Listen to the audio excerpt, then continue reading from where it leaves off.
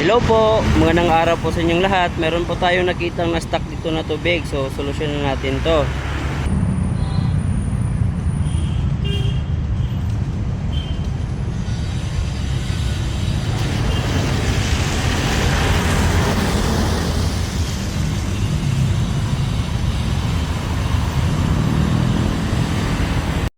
Ganun pala, bakit hindi po dumadalo yung tubig?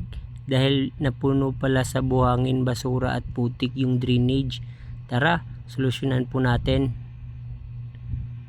Hello po, pwede ko po bang mahingi ang inyong suporta kahit like and share lang po ng video ko?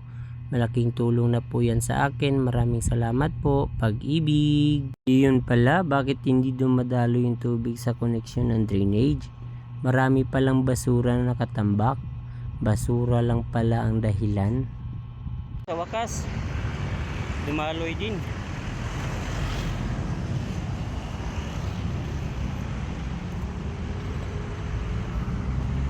So yun, nawala na po yung stock up. So nakadaloy na po yung tubig.